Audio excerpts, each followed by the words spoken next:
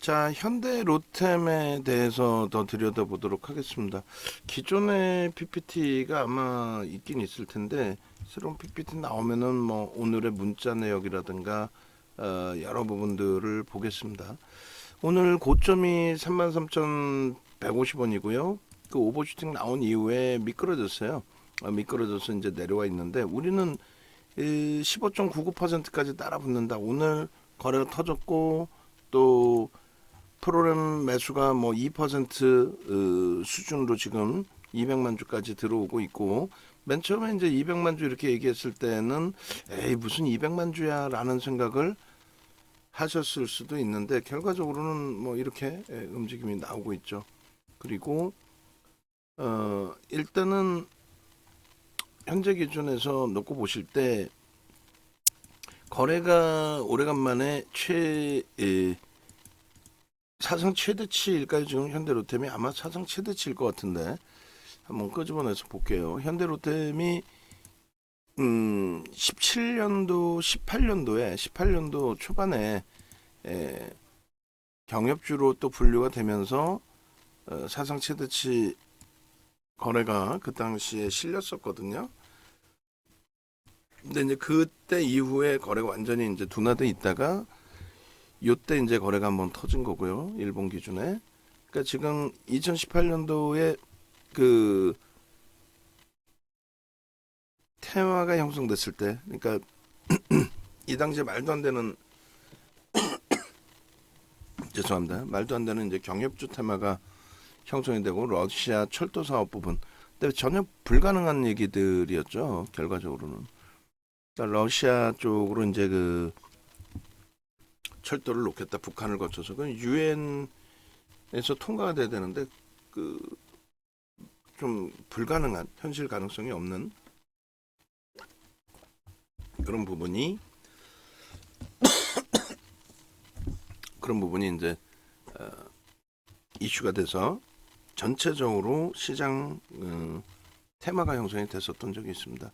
지금 기준은 다시금 그 거래대금 거래량이 형성이 되고 있고 지난해 8월 24일이라고 그랬어요. 1조를 넘겼을 때가 지난해 8월 24일입니다. 오늘 기준은 뭐 벌써 이미 8,400억이기 때문에 1시 반이에요. 1조는 뭐 훌쩍 넘기리라 생각이 듭니다. 결론적으로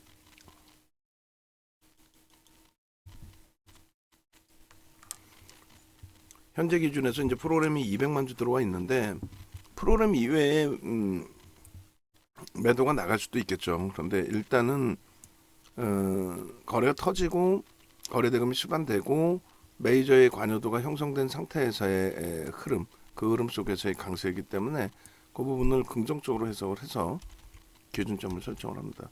33,000원에 대한 고점 부분에 대한 의미가 굉장히 뭐 크다면 크게 형성될 수 있는 구간이 되고요. 그리고 거래대금 부분이 거래량에 대한 의미는 크지 않다고 그랬어요. 지금 오늘날의 기준에. 그래서 오늘 1조 원이 여기입니다. 명목적으로 이제 1조만 넘겨도 매우 뛰어난 흐름이 되는 건데 그 1조의 거래대금 그리고 거기에 사상 최대치 거래대금까지 형성될 수 있는 위치라는 거. 그래서 이 기준에 거래대금이 형성됐다라는 것에 가장 큰 의미를 부여하는 거예요. 가장 큰 의미를.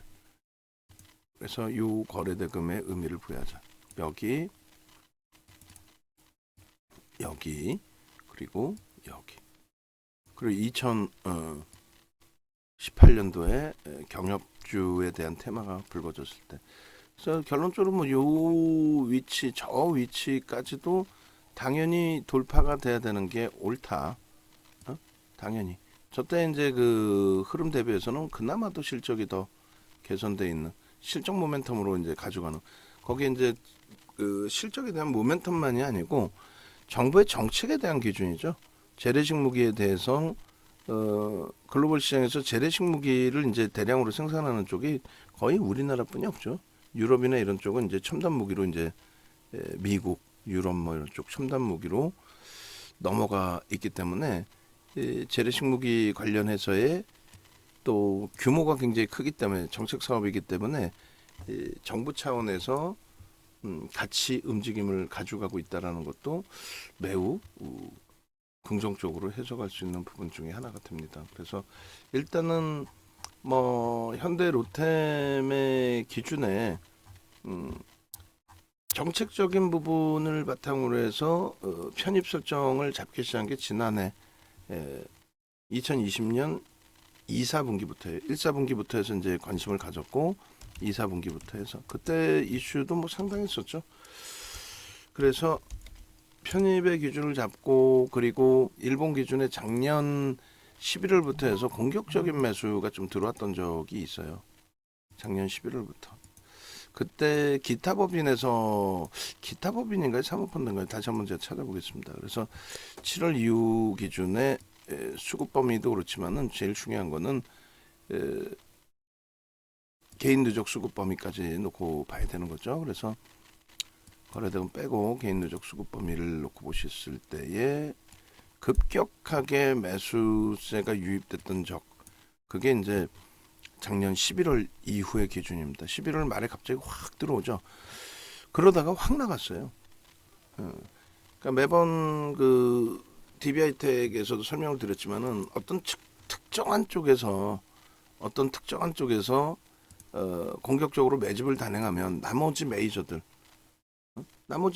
입장에서는 굳이 뭐 연기금처럼 중장기로 가져가는 쪽도 아니고, 뭐 일단은 뭐라고 표현을 해야 될까요?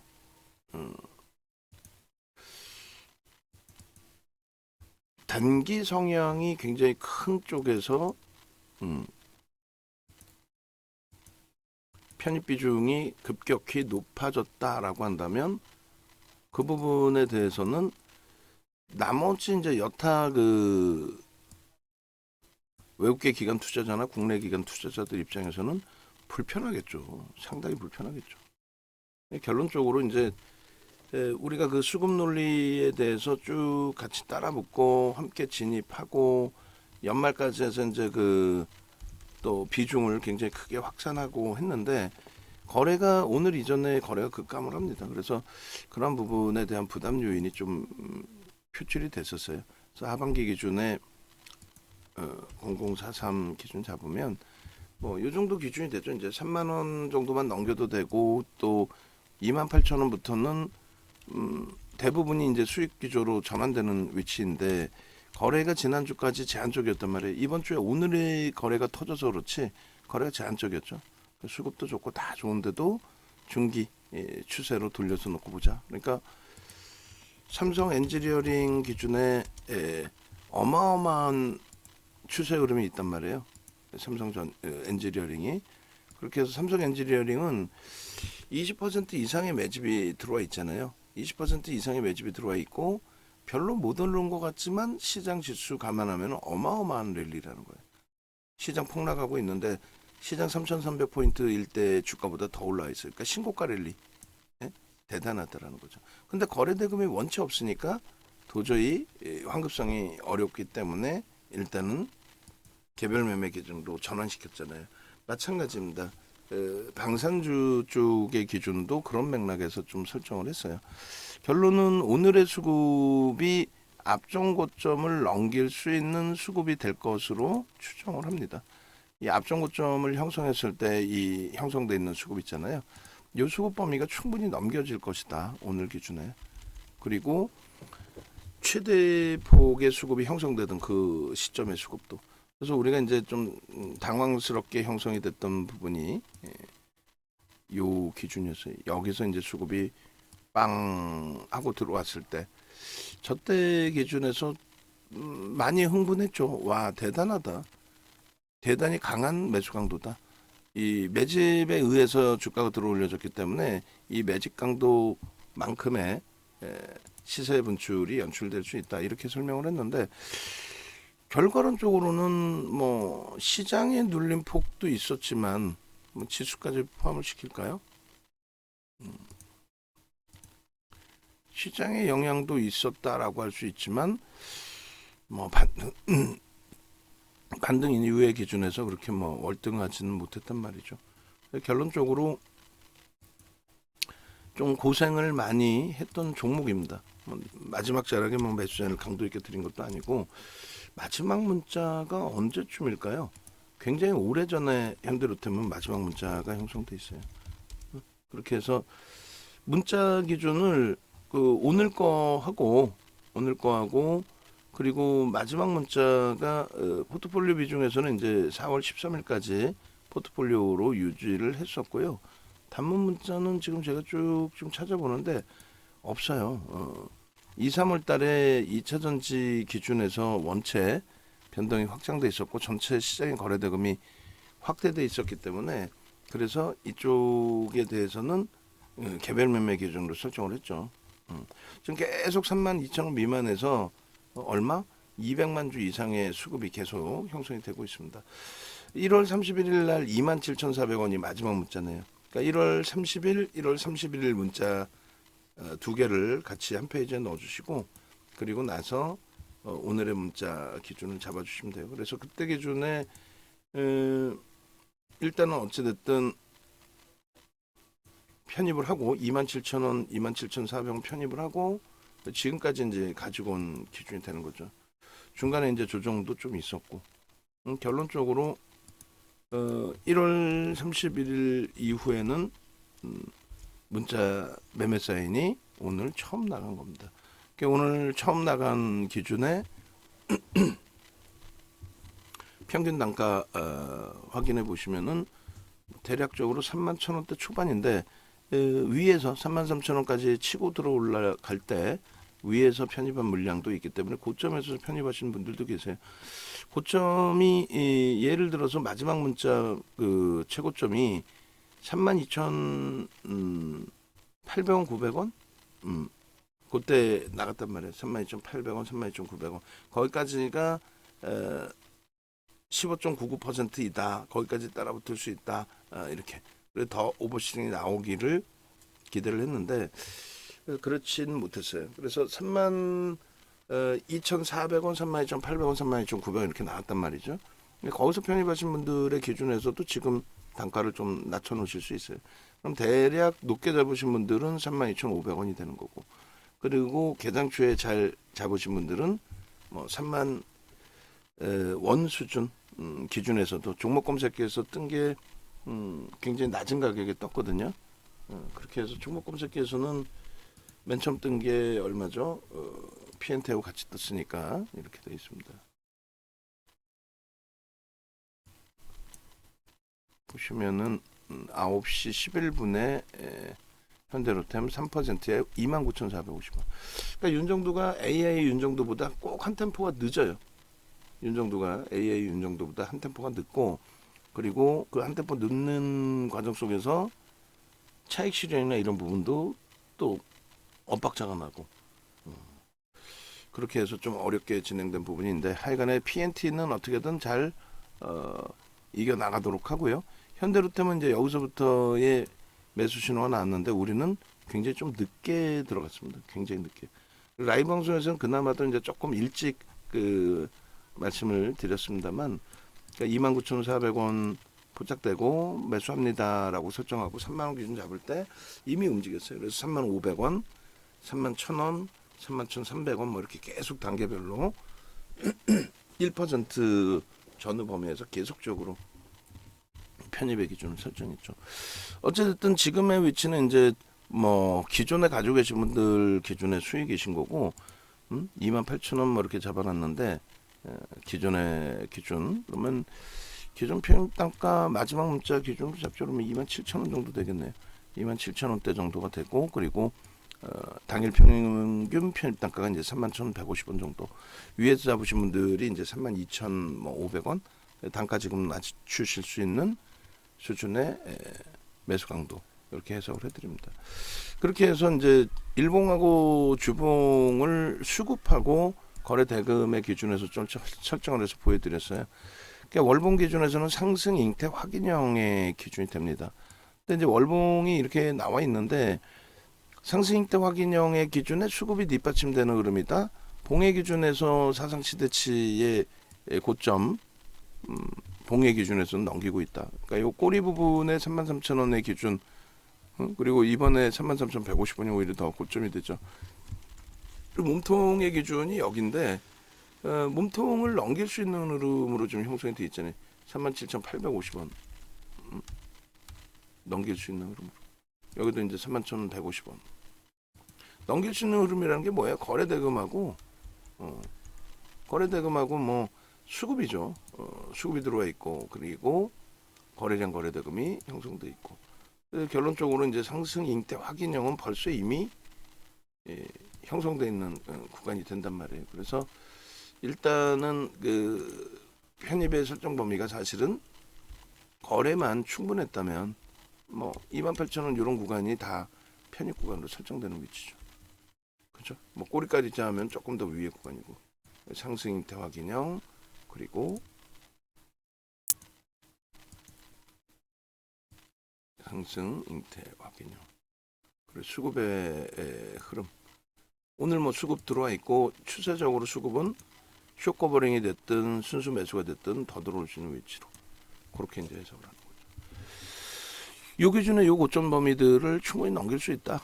목표 주가 설정 범위는 이제 다음 달 기준에서 갭이 나오느냐로 설정을 잡으셔도 되고 다음 주 기준에 거래가 터져 있는 연속적인 거래가 터져 있는 구간에서의 추세 강화이니까 뭐 그런 부분들도 좀 설정할 수 있고 그래서 이렇게 월봉 그리고 이제 수급 논리를 한번 볼게요. 수급 범위가 굉장히 좀 짜증스러운 그 흐름이 한 번 있었는데 이때 이제 8월 이후부터 해서 수급이 쭉 들어오잖아요.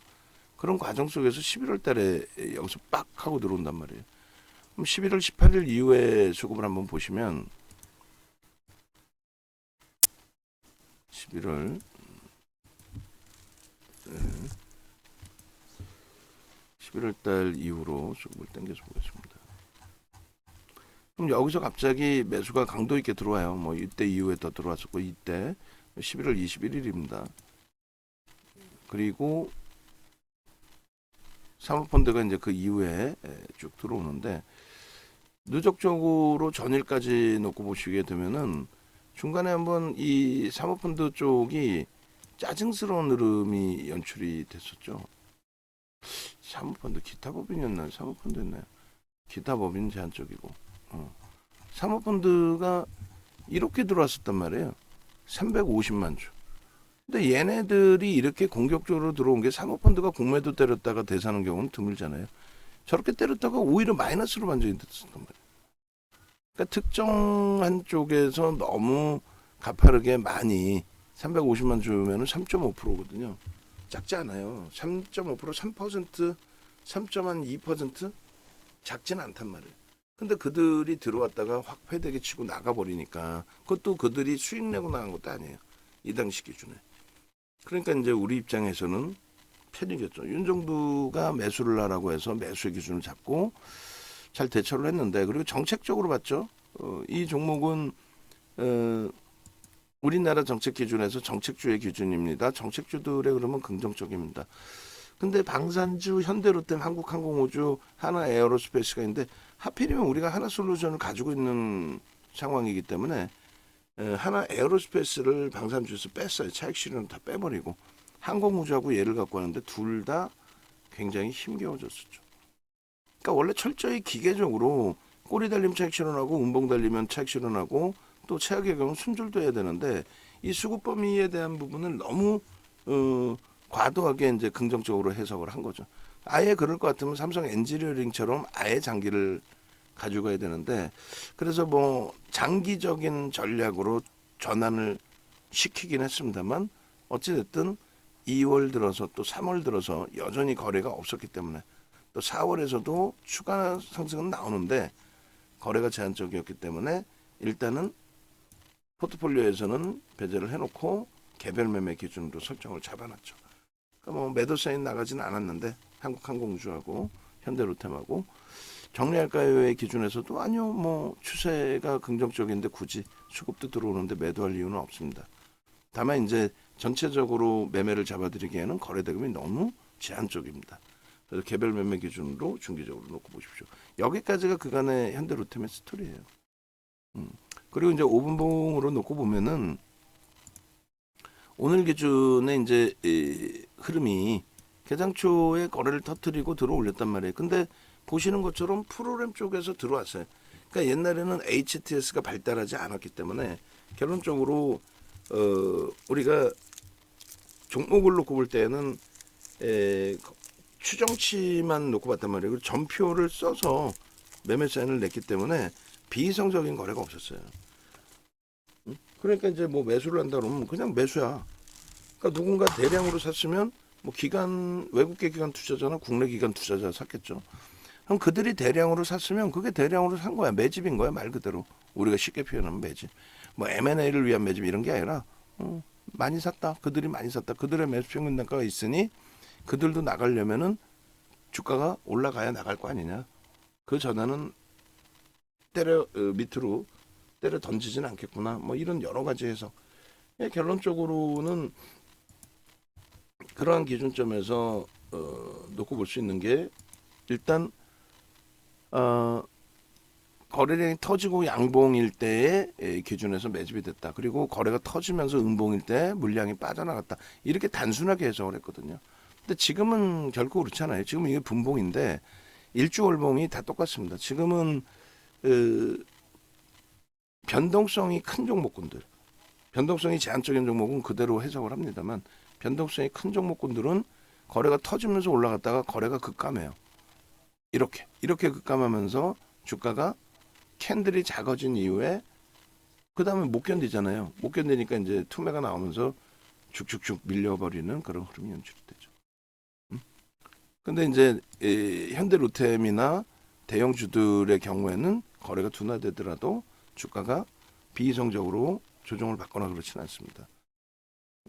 그리고 또 한 가지는 수급을 눈에 볼 수가 있어요. 그러니까 여기서 분봉인데 매도가 나오고 뭐 음봉이 떨어져서 미끄러진 것처럼 보여집니다. 그런데 이제 체결 강도는 밑으로 던져진 게 맞죠.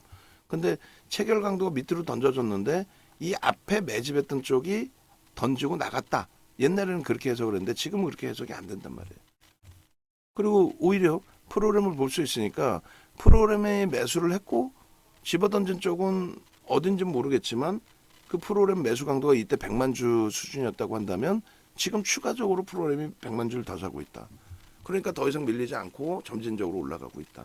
수급 눌리죠. 매수가 계속 들어오니까. 물론 이제 프로그램 이외에 메이저에서 개인들이 집어던진 게 아니라 개인들이 여기서 따라붙다가 왜 개인들이 확 던질 일이 없잖아요. 그러니까 프로그램 이외에 외국인들이라든가 또 프로그램 이외에 국내 기관 투자자가 매도를 해서 밀렸을 수는 있습니다. 다만 이제 거기에서의 매매 공방에서 주가가 다시 올라가잖아요.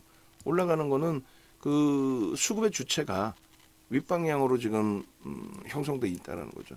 그렇게 되면서 어찌됐든 프로그램 쪽에서 200만 주까지 매수세가 확대되어 있기 때문에 그러면 종가 이후에 흐름은 오늘까지 기준에서는 일단 나쁘지 않다.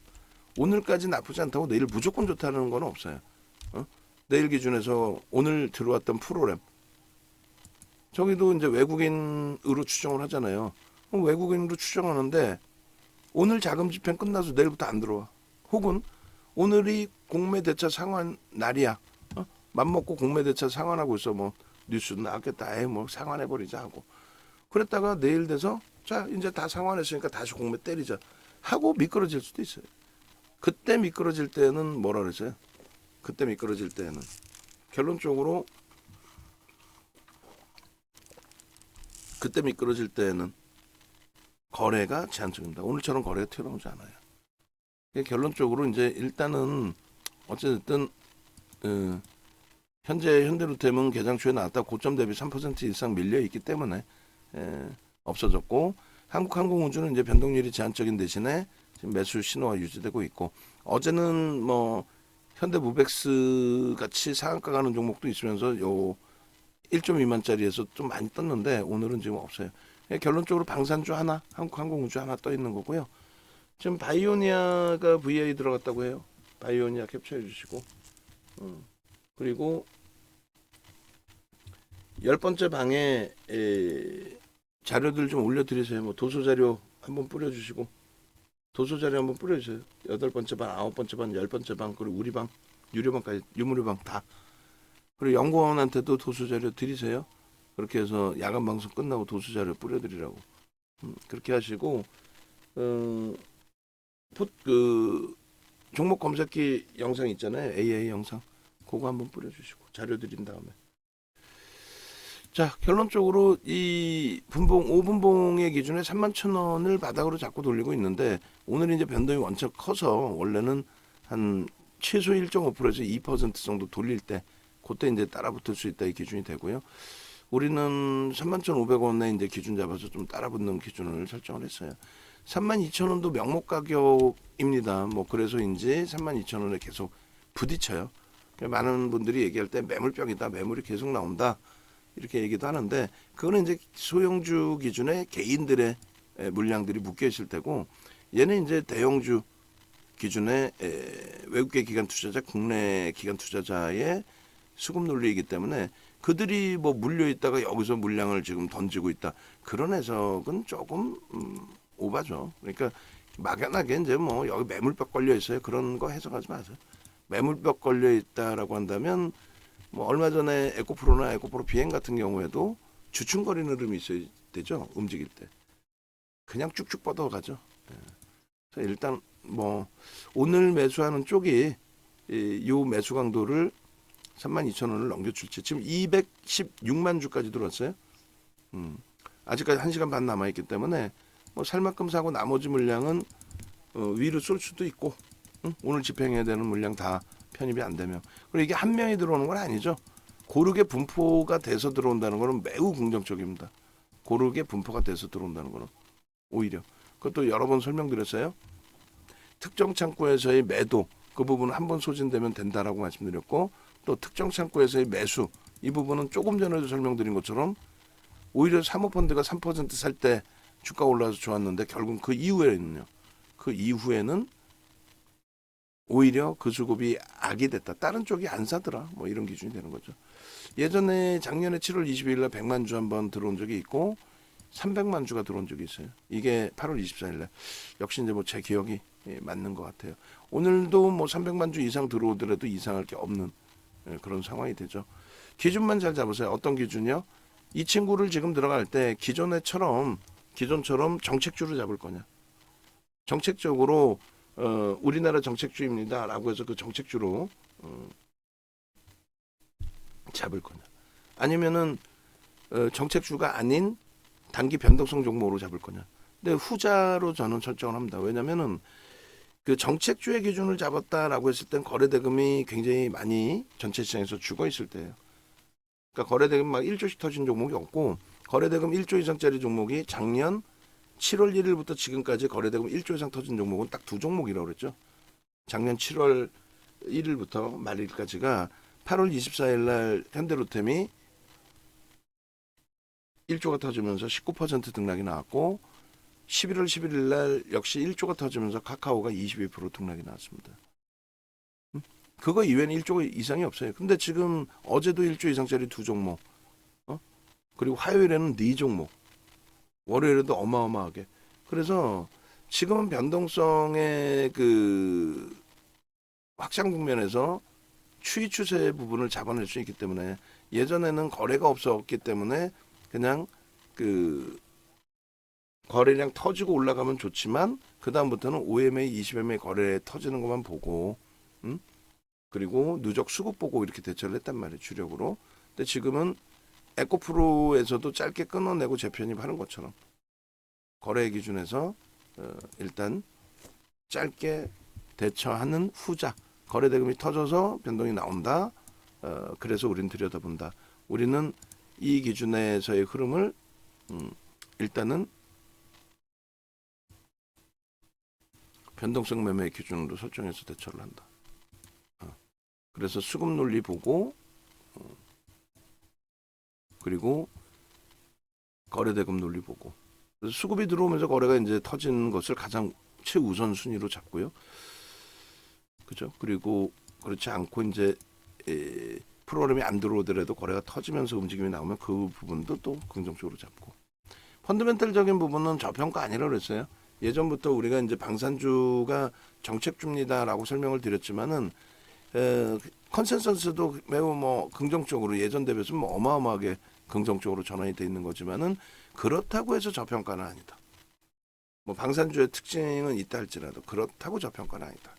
그래서 펀더멘탈 외적인 요인의 기술적인 분석 다시 정리해드리면 지난번에 들어갈 때는 정책주로서 우리 주력주로서 정책주의 기준을 잡고 그렇게 해서 가져가는 걸로 가져가서 대처하는 걸로 기준을 잡았고 그리고 지금의 기준은 정책주나 이런 기준이 아니라 말 그대로 이제 변동성 매매 기준에 거래대금이나 이런 부분을 놓고 보면서 설정을 잡는 걸로 그렇게 설정을 잡았죠. 변동성에 따라서 뭐 꼬리가 달리거나 음봉 떨어지거나 하면은 차익 실현하거나 하는 것으로 기준을 설정한다. 이렇게. 자, 그렇게 해서 일단은 현대로템 부분에 있어서 이제 목표 주가 얼마로 설정할까요? 하시는 분들이 계시는데 지금 1차적으로 35,000원. 그 35,000원의 기준은 현재로서는 별게 없어요. 뭐 갭이나 이런 부분을 설정한 게 아니고 현 주가 대비해서 이제 10% 수준 정도를 놓고 잡은 거고요. 추후에 이제 뭐 일봉에서의 갭이나 주봉에서의 갭이나 이런 부분을 놓고 보면서 목표 주가 설정을 잡겠습니다. 그리고 이 거래대금이 유지되지 못하고 무너진다면은 그렇다면은 역시나 마찬가지로 정리를 해야 돼요. 그렇게 하고 지금 2차 전지가 꽤 많이 미끄러져요. 꽤 많이 미끄러지는데 일단은 죄송스럽지만 뭐 사실은 제가 죄송스럽다는 표현은 거의 안 하거든요. 왜냐면 이제 기준점대로 대부분 움직이니까. 근데 오늘은 그 기준점을 넘어서는 뭐 굉장한 조정이 나와서 손절 범위를 좀 많이 넘어섰기 때문에 그 손절 범위를 뭐 안 잡아드리고 못 잡아드린 부분도 있기 때문에 또 저점 전념하신 분들이야 뭐 수익 기조가 잡힐 수 있다 할지라도요. 결론적으로 2차 전지를 끝자락으로 보지 않는다는 거예요. 뭐 LG와 그다음 포스코 퓨처엠이 좀 미끄러질 수 있다 할지라도 포스코 퓨처엠, 포스코 홀딩스 이런 쪽이 전부 최근에 굉장히 강하게 움직인 쪽인데 LG화학도 지난주에 어마어마하게 움직인 거잖아요. 그런 흐름인데 얘네들이 멀쩡하단 말이에요. 그리고 먼저 두들겨 맞은 에코프로 BM의 조정도 제한적이에요. 코스모화학 신소재도. 그러니까 2차 전지 전체가 무너진다 이런 개념은 아니에요. 다만 이제 테슬라 영향을 좀 크게 받을 수밖에 없는 이제 LNF라든가 거기에 수급 논리가 굉장히 악화돼 있어요. 근데 이제 특정 창고의 매도기 때문에 이 부분은 오늘 많이 두들겨 맞은 상태에서 31만 5천 원 매도 사인을 드렸잖아요. 근데 그 부분을 뭐 놓치셨다 하시는 분들, 그래서 이제 포트는 유지되고 있다라고 설정을 잡아놨기 때문에 그 기준에 이제 다시 전저점 30만 8천 원이 이탈되면 정리의 기준이 옳습니다만 원체 2차 전지의 변동이 크기 때문에 일단은 가져가면서 대처하는 걸로. 그리고 어제 SK 아이테크놀로지의 양봉의 크기를 오늘 다 그냥 무너뜨려 버렸어요. 다. 어제 이제 뭐 손바뀜의 기간이 좀 사서 좋았었는데, 근데 변동이 어제도 이제 10%씩 나왔던 변동이라서 그 변동을 다시금 보자. 그리고 이제 PNT도 그런 변동성 속에서 이제 많이 두들겨 맞았다라는 쪽으로 해석을 하고요. 그래서 거래 대금이 이제 터져 있기 때문에 뭐 마감 때까지 500만 주는 터지겠죠. 그래서 터져 있기 때문에 만약에 오늘 저점 대비해서 2% 돌리면 일단은 신규 편입 문자 발송할 거예요. 기존 물량 뭐 가지고 있는 거고 추가 편입은 들어갈 수가 없죠. 비중을 계속 뭐 늘릴 수는 없는 거니까 없으신 분들 비중 적으신 분들만 추가 편입 신규 편입인 거고 가지고 계신 분들은 유지하고 그 다음 전체 2차 전지 추이 보면서 대처하자 이렇게 말씀을 드리겠습니다. 그렇게 하고 바이오니아가 거래가 터져 있지만 우리하고는 조금 안 맞아요. 1,000억이에요. 그래서 혹시라도 뭐 내일 또 움직임이 나온다면 뭐 내일 정도 보고요. 그다음에 이수화학이 일단은 장중에 종목 검색기에 떴었어요. 47,800원 찍고 조정폭이 확대돼서 이수화학도 좀 미끄러져 있는데 위로 올려놨으니까 함께 보시고 그리고 나머지 포트폴리오 전략은 장중에 올려드린 포트폴리오 전략 기준 확인하셔서 대처하시면 크게 아주 크게 뭐 문제되는 그런 시장 흐름이 되지는 않을 겁니다. 다시 깔끔하게 마무리 정리 포트폴리오 전체적으로 잡아드리면 LG전자가 또 2%나 밀려 있네요. 일단은 주력주 기준에서의 흐름은 그나마도 조금은 감내가 되는 그런 상황이 있다라고 말씀드리고 그리고 자동차 마찬가지. 그리고 이제 LG화학 마찬가지고 하나솔루션까지 여기까지는 그렇게 버겁지는 않죠. 좀 문제가 되는 게 요 두 종목, 세 종목이죠. 전일 대비 조정하고 PNT 같은 경우는 웃고 즐기고 행복해야 될 상황에서 위에 매수 전략을 잡아가다 보니까 좀 그게 문제됐고 현대로템은 만약에 위에서 잡으신 분들도 뭐 크게 부담스럽지 않은 위치라 그랬죠.